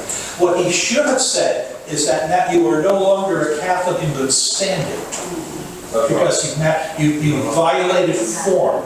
You were a Catholic, you got married outside the church without dispensation. Your marriage is not valid. You're living in sin. You may no longer receive the sacraments, but you are not excommunicated. To be excommunicated, you have to say heresy. You can participate in that, but you can't receive communion. You could have said that too, but he again, I think in anger, he said, "Out! You're excommunicated, out!" And so I meekly went back to my car and went home. When was this? It was a different time, if he was an older priest, He was probably in his 70s at this time. But he was a genius when it came to real estate. He picked out all the property. He picked out all the properties in Northern Virginia for future marriage. And he got a deal. He got a property that was prime property, dirt cheap, that no one knew about, where development was going. And he bought property for pennies that then became worth millions. did he become a Monsignor as a result? He was Monsignor. See? Well, good job. Yes. So in that situation, is that what is technically the right thing to do, is to continue on the path of the marriage that your heart is in, if you don't have the support of, because you then said, well, I'm still doing this, so I'm going to her church. Is that, or would you go to another church? I'm just not quite sure. I would never go to a Protestant denomination, and I couldn't avoid it by, I'll go to a Catholic church, they don't know me, and I'll receive communion there. That would be that'd be putting one sin on top of another sin. And it's like Deacon said, he should have taken me aside and said, well, you are not a Catholic in good standing, and you can come and listen to the gospel readings and the prayers, but you cannot receive Holy Communion. And you and I need to have a talk after Mass. I need to make an appointment. We need to come in and talk about how we're going to fix this. And But until he it gets didn't fixed. support the marriage, it sounds like. He didn't want to marry you either. So that's where you're kind of confused too. But the way it would have been fixed would have been I get married in the Catholic Church. That's right. And but then this guy and my wife were like oil and water. And so I'm not sure how that would have played out, but what the Lord did is He put this priest in front of me. And he was awesome. And probably sounds like help open your wife's heart too. Oh, yeah. He and my wife got along fine. They really were great, yes. Did your wife become Catholic?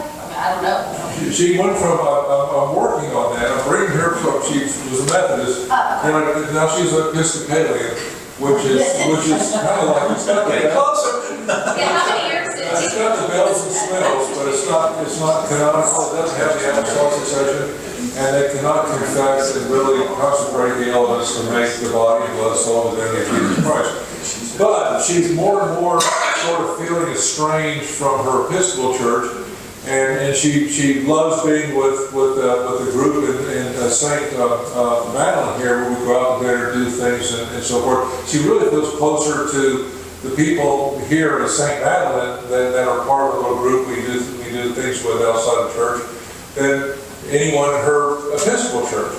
And she's going less and less to her church. She may go once every 5 weeks.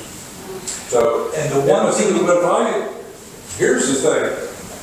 I know her, and I know me, and I know she knows me. And anything I do to push or suggest or encourage, she's going to get her fur up one way. She's going to dig in and dig her heels in and say whatever. But if other people do it, and other people nurture her and bring her along, she's more likely to do it. That's just one of those things. If you've been married for a long time, you'll know what I'm talking about. And the one thing it sounds like the priest didn't say to you that he should have said is after he said you're no longer a Catholic and you can come to church, go to Mass, you can't receive communion. And the thing he needed to add is until you get the problem fixed, get the marriage invalidated, you need to live as brother and sister. And if you agree to live, if you tell me you will live as brother and sister until then, you could return to communion. But pancakes are still okay though, right? What's that? But pancakes are still okay. The pancakes are still. Well, Sorry, do you have a legal Catholic marriage? yeah. So what's so funny is that this shows you that married couples can love each other, cherish each other, and sacrifice each other, but they still want to get little digs in. And so in the St. Madeleine Bulletin, come this July 14th, you will see my anniversary there with my wife. Our actual anniversary is June 16th. That's when we got married at her church. And she and her family here said, our marriage is June 16th. I said, no, it's actually July 14th. And she knows I'm just saying that to irritate her, which is true. but it's also correct. It's also correct. So I said, no, our valid marriage is July 14th. Oh, it's impossible, man. Impossible. And so, what can I say? But so when I get the bulletin, she loves to get the bulletin every week. She loves to get the bulletin, along with our St. Madeleine friends. And she just loves to read the bulletin. She loves to read Father Sebastian's little squib at the beginning. And so, but when I bring the bulletin home for the July 14th time period, I always make sure I highlight.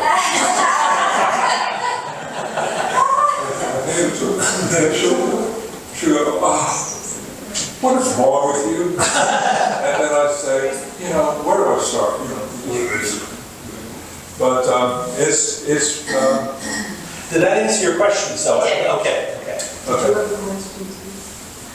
Yes, if two people are married outside the church and then one requests an annulment, do both parties have to request the annulment? If one requests the annulment and it's granted, that's good for both parties? Yes. Thank you. As long as there's grounds. Yes. One person may seek an annulment, the other person may say, I refuse, I'm not going to cooperate, I'm not going to sign anything, I'm not going to do anything. You can still be annulled if the valid grounds are present, the proper investigation is done, and the proper facts are discerned. Thank you. The last part of what I was going to do, we may not be able to finish it. We'll continue next week. This is good. This conversation, I love, this is the healthy kind of. Well, then let's do that for I'll start on this and break it up, because this last part is really the best part. Does anyone have any other questions or observations or anecdotal things to share for the good of the cause? Well, the thing I'm thinking, the first priest who kind of had a temper tantrum, Yeah. that he's human. He makes mistakes. Yeah. Just because he's a priest doesn't mean anything. No, he's human. But God took care of it. Yeah. God got you on the road that did fix the problem, even though the priest messed up. So Absolutely. I think that. Because I was kind of lost. I'm only 22 and getting kind of stupid, and I didn't know what to do. I was kind of lost. And it happened that summer before I started grad school, I was working at a community area, a community pool lifeguarding, and teaching swimming lessons. I had a Red Cross license, I could teach swimming lessons. And I happened to run into this guy who was a Baptist minister. And we were just talking about different things, and inevitably we got onto our faith, because I love talking either my faith or politics.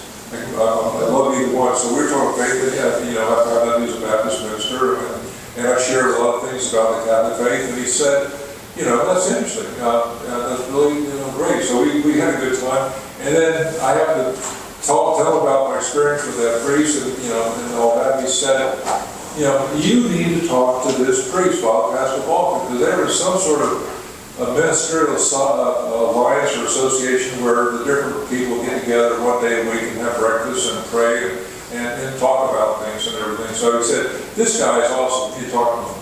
And I thought, yeah, right. It didn't work out so well the last time. And he said, no, this guy's different. Trust me. So we talked to him. And at first, he thought there must be more to the story. I told him it was. He found out it was. So he figured out how to fix the problem. He said, here's how we're going to fix the problem. Just like Deacon said. And he said, will your wife come in and talk to me? And I said, oh yeah, sure, I'd be happy to, which I had no idea whether she would or she wouldn't. But I thought, I'll drag her in here by her hair. So I told her, she said, yeah, I'm not interested in seeing any priest. He said what? And I said, what did you say? She said, I'm not, I told her we had to go meet with this priest, and she said, yeah, I'm not interested in talking to any priest. And I said, bro, you got to do this. I'm trying to get this sorted out, trying to work this out. And just go talk. Just go talk to him. Just go see, what's going on. And so we got in there. He was secretary at the door. We went in his office, and he stood up and he said, so you're the problem. He said it with a big smile. And my wife said, no, Father, the Catholic Church is the problem. And he said, well, tell me something I don't know. And so they got a long break. They were talking, visiting, and he really warmed her up, softened her up. And he said, now, my dear child, here's what we need to do. And she explained it. She said, sure. Sure.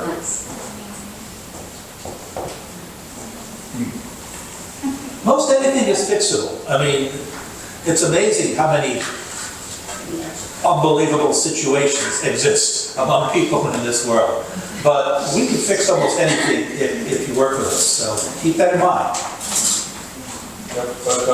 If there are any other questions, or not even questions, if you have any comments or any observations or opinions, because a lot of times when I've taught this before, people have a real problem with the idea that a marriage is indissoluble.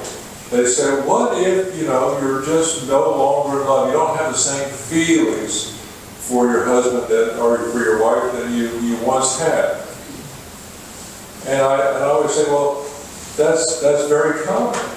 I can guarantee you, I do not have the same feelings for my wife that I had when we first got married. I guarantee you that. I can guarantee you she doesn't have the same feelings for me. Fortunately, they're better. They're better. But they're not the same. Yeah. Things grow, things deepen, the bond of matrimony becomes stronger and stronger and stronger. It really does. It goes deeper and deeper.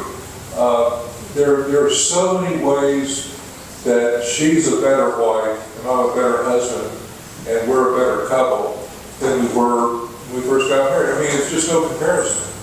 But you make a decision, you exercise an act of the will, you make a commitment, you make a solemn promise Let me give you an example, talk about in the waning moments here, something that really irritates the living, you know what, out of me.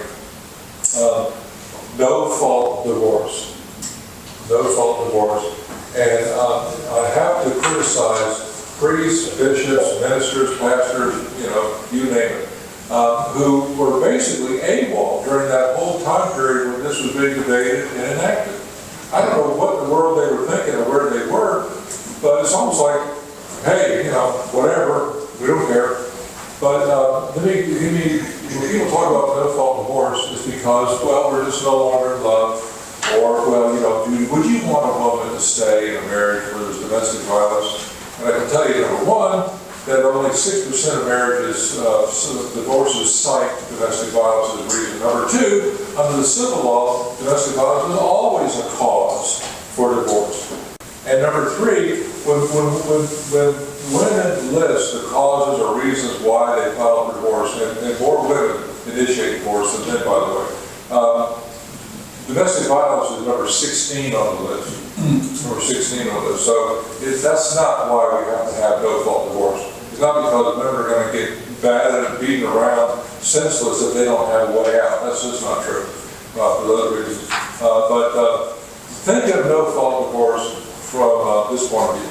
And you know, we hear people say we have a marriage contract. And you've heard people say it's not a contract, it's a covenant. A covenant is, a contract is an exchange of things. A covenant is an exchange of people. It's I am yours and you are mine. That's a covenant. You know, it's not an exchange of things. And so, but on the civil law side, you have contracts that are exchange of things, goods, services, money, whatever. And suppose you contract with someone. You say, I want you to build my house. And you hire a builder, and he says, okay, I'll build it.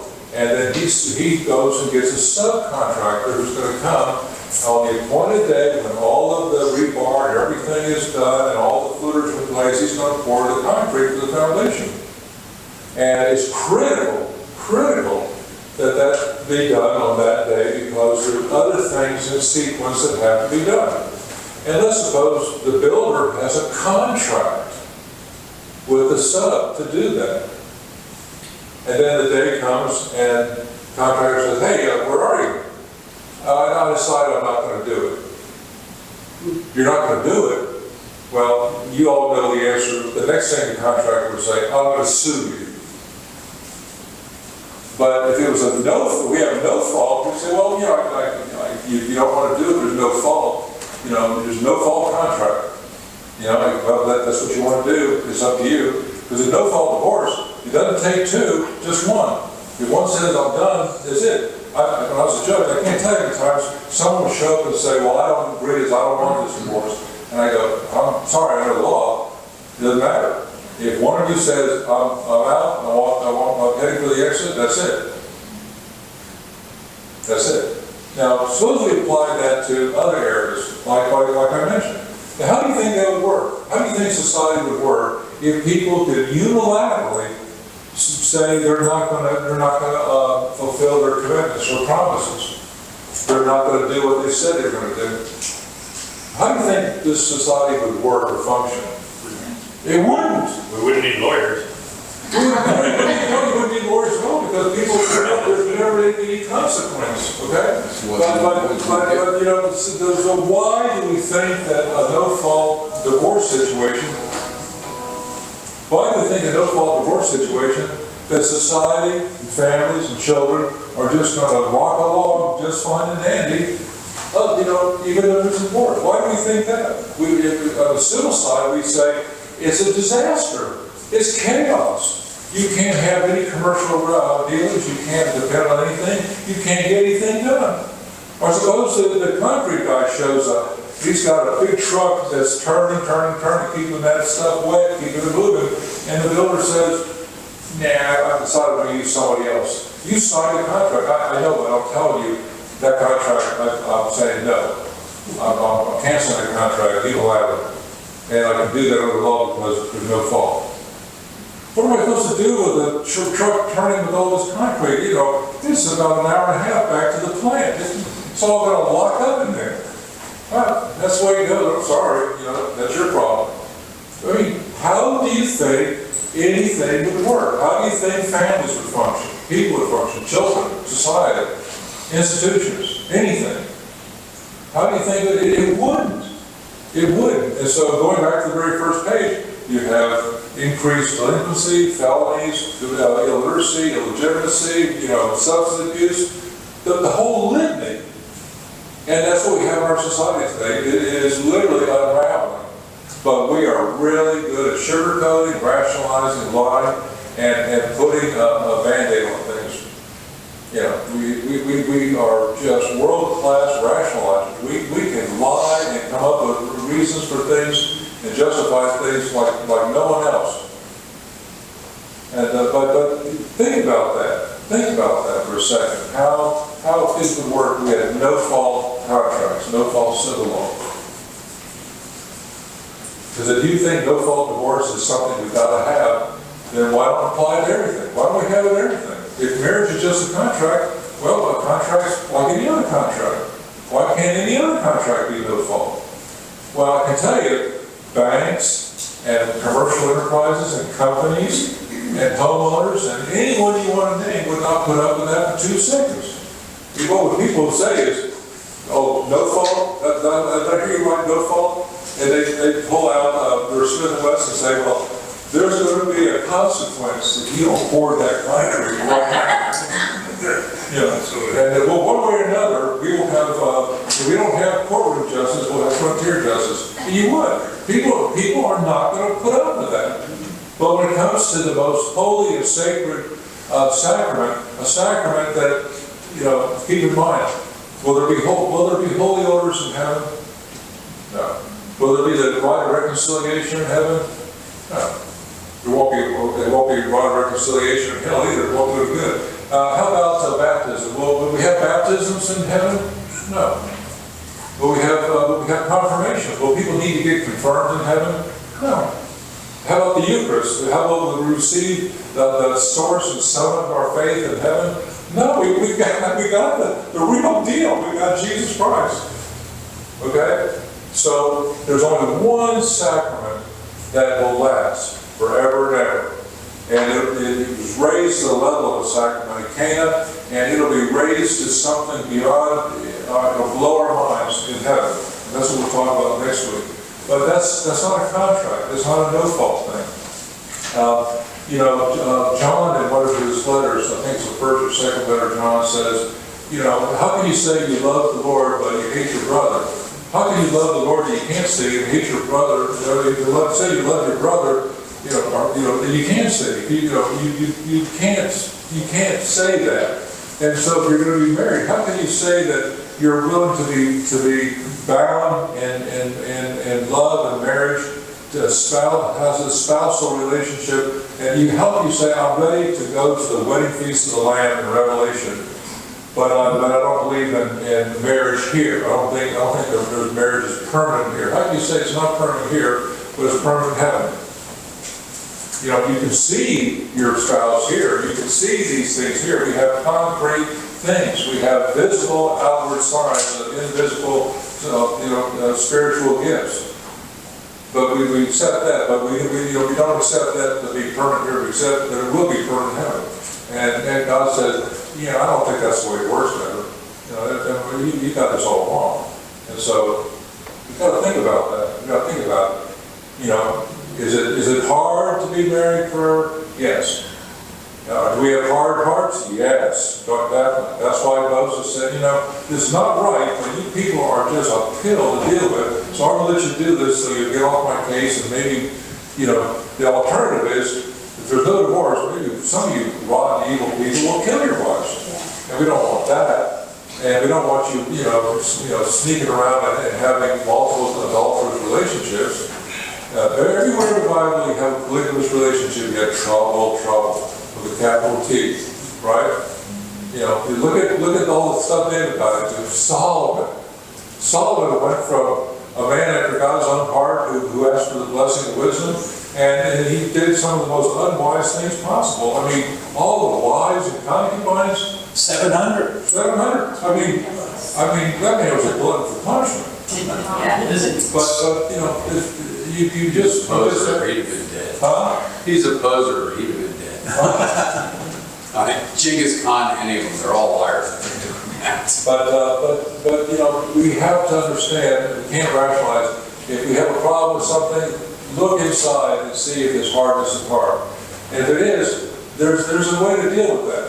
You know, there's counseling, there's priests, there's a confessional, there's all sorts of things. The confessional not only absolves you, but it helps provide graces. Graces. You know, I can tell you for a fact that of my own devices, my own willpower, I am incapable of doing most anything that I should be doing. Because my sinful nature would prefer to do the things that are pleasurable that I want to do. And because I have an IQ that sometimes breaks double digits, I can think of good reasons for justifying it. But it's wrong. But I go to the confessional and I receive absolution and I hear what the priest has to say. And I keep in mind that the person I'm talking to behind the screen is not Father Sebastian. It's Jesus Christ is on the other side of that confessional, and he's speaking to me through Father Sebastian. When I go to confessional, I go to Jesus Christ. When my Protestant friends say, well, why can't you go directly to God? I do. He's there. Who do you think is doing it? Who do you think provided this? But all these things being said, it takes grace, it takes prayers, and it takes a commitment. You have to stick with things because you made a promise to God and a promise to that man or that woman. Yeah. Being Baptist for 66 years, I'm still struggling with having to confess to a human, but I've almost switched over to that, and now I don't feel like I can talk to God directly. I'm having some trouble with that. You can always talk to God directly, and you should never stop doing what apparently you're doing. You have a very robust and very beautiful prayer life, and that is wonderful. But that prayer life is wonderful, and it's tremendous. And I wouldn't change that for a second. But there's a reason why certain things are done and established for a sacramental reason. You can go to the Lord in prayer. And you should, and we all should. It's wonderful, but I can't baptize myself. I have to go to a priest or to a deacon. And under certain circumstances, an atheist with the intention of doing that work can baptize me. But I have to have someone else. I can't take oil and anoint myself and confirm myself. Somebody else has to do it. I can't do it to myself. There's a lot of things. And besides, like Bob says, why do I go to confession? Because Jesus said so. He said, whatever you bind will be bound, whatever you release will be released. And you have the power to forgive sins and to receive, and the power to do this in memory of me. I can't stay home and get out a loaf of Wonder Bread and say, well, I don't feel like going to High Springs today, so I'm going to consecrate this Wonder Bread, and I'm good. I cannot do that. Only a priest can do that. And so but that's not to say your prayer life, in your one-on-one with God, you have to give that up. Absolutely not. Some of the most fantastic saints of the church were people that were deep in prayer with the Lord every day. Yes, ma'am. I also come from a Baptist background, and I understand what you're saying about the confession and things like that. But to me, we all struggle with different parts of trying to understand some of these things. But for me, I feel like the confession more makes sense because I feel like there's almost no accountability, in the Baptist church. It's just like if you have something to confess, you just do it in the privacy of your own home. I mean, where is I don't know that it's necessarily the intention, but where is the sort of accountability or maybe even the shame? I think there's a health to that, I mean, if there's nothing brought forth, it's like you can just continue on these sins, and no one's gonna have to know about it, you know? Or it feels like that, you know? Well, I don't know. we're To a me. body, we're a body of Christ. Right. I'm not a church of one.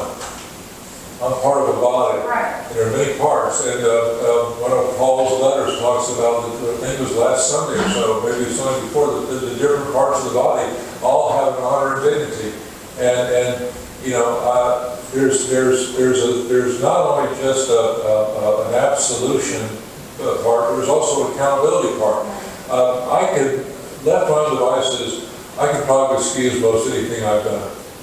But if I have to verbalize it and say it out loud to someone, then I know someone's going to be calling BS on me if I don't. Or you're gonna think twice more so before you're like, well. There's something good, you know. And it's the really- other thing about our sacraments, you have to keep in mind, we always think that sacraments and things are something I've got to do. There's something I've got to do to make it work. And the thing we should realize is they're all graces. They're from God. You know, they don't depend on me. Like, there's a story that really helps me to understand that better. Remember Naaman the Syrian who had leprosy, and his servant, who was I guess a Hebrew, knew about Elijah. Was it Elijah or Elisha? I think it's Elijah. But anyhow, said, you know, go to him and ask him. He can cure you. Okay, really? And so he goes and says, wash 3 times in the water here. And then that's it. You know, he thought there'd be some big stupendous show, some grand display, and a lot of abracadabra, and a lot of this and that. And he thought he had to, you know, do all these wonderful, hard, strenuous, arduous things to get this done. No, just go dip in the water. Go dip in the water. Well, we don't have water back home. You know, this is ridiculous. Water just. But it's not about us. We'll realize it's never been about us. We come from nothing. We were once nothing. Even this beautiful statue of marble, it existed for eons and eons and eons since the earth was in the cooling. Not me. I just came into being a short time ago. Before that, it was nothing. And so everything I have is from God. Everything. And so, you know, it's Him. He does these things. It's not up to me. Baptism, when you're baptized, you are cleansed of all of your original sin. Now, think about that. The priest baptizes you in the name of the Father, Son, and Holy Spirit with water. And you think, well, there's got to be more to it than that. I've got to do penance, or I've got to run a gauntlet, or I've got to, you know, be able to run a marathon, or something, you know, that I've got to do you know. No, you don't do anything. All you do is assent. You assent to the sacrament, and you say, I confess that Jesus Christ is the Son of God, and He died for my sins. That's it. You don't have to put up a mortgage, you don't have to pledge something, to pay $100,000 for country club dues. None of that. You don't have to give a quart of blood every week. None of that. That's it. Because it's not about me. It's not about you. And it's well after 11. Maybe we should continue next week. Which we will continue next week. That we ran out giving it to people who don't have any. Is there someone here that does not have a rosary? I still have more. Anyone else that does not have a rosary? Thank you. Okay. Yeah, we'll continue next week. Finish Glory this. be to the Father, to the Son, and to the Holy Spirit, as it was in the beginning, is now, and ever shall be, world without end. Amen.